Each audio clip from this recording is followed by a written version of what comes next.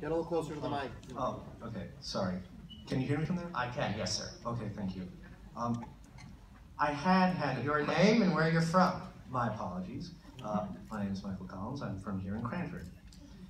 Nice to meet you, Michael. Thank you. I had a question about taxation, and you had answered it in part earlier. I commend your support for the ETA, the National Endowment for the Arts and Humanities, and the Corporation for Public Broadcasting, but certain aspects of your answer struck me as somewhat deficient, and I was wondering if you could clarify your position on some measures in the President's budget. Certainly. The plan, as I read it, proposes to cut over the next decade $610 billion from Medicaid, another $192 billion from food stamps, and of particular interest to a district where over half have a bachelor's degree or higher, $33 billion from student financial assistance, and $143 billion from federal direct student loans. You said in your statement that you disagree with certain line items in the budget, and I wonder, to what extent do you disagree with these proposed cuts? Yes. And what is your basis for that reasoning? Thank you. Let me talk about the Medicaid issue. You've mentioned other issues, but that certainly is one of the larger ones. New Jersey was one of those states, I think there were 31, that expanded Medicaid under Obamacare, under the Affordable Care Act.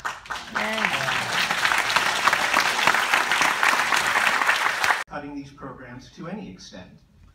I am unlikely to support significant cuts. That doesn't mean there can't be a 1 or 2% cut. And I do think that we have to move toward a balanced budget in this country because we are $20 trillion in debt. And I do not want our children, I do not want our children to inherit an ever-increasing debt, recognizing that we're not going to be balancing the budget this year or next year, but I hope over time we can do a better job. Have I answered your question? Not to my satisfaction, but yes. You're welcome to follow up. You're certainly welcome to follow up. I don't wish to deprive other people of their time, but... You're welcome to follow up. Thank you. Well, because as I recall, you first came to the House in 2008. 2009, yes. Elected in 2008, came to the House in 2009, of course. You say you wish to balance the budget, and that is a laudable goal, but you support, as you say, cuts, but in 2008, or 2009, when you entered the House, you also signed a pledge to not raise taxes, in which case you are essentially kneecapping, from what I can see, the ability of Congress to balance the budget. It is only possible to balance the budget through cuts if you are not willing to raise taxes. You favor raising taxes.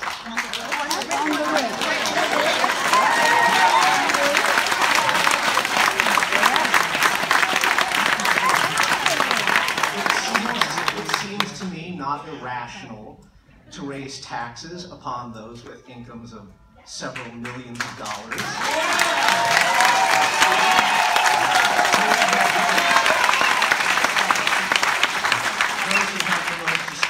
Society. I don't necessarily need any more.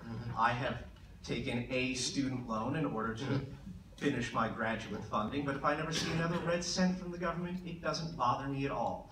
What concerns me is the condition of people in the country at large, and they need help.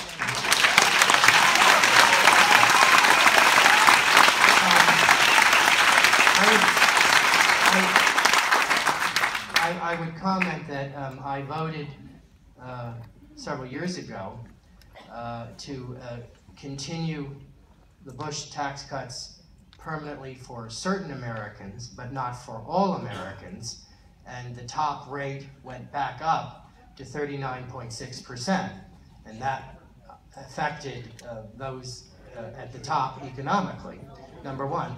Number two, when President Obama was first in office, and his political party had control of both houses of Congress, I do not believe there was a suggestion that taxes should increase. And if that was that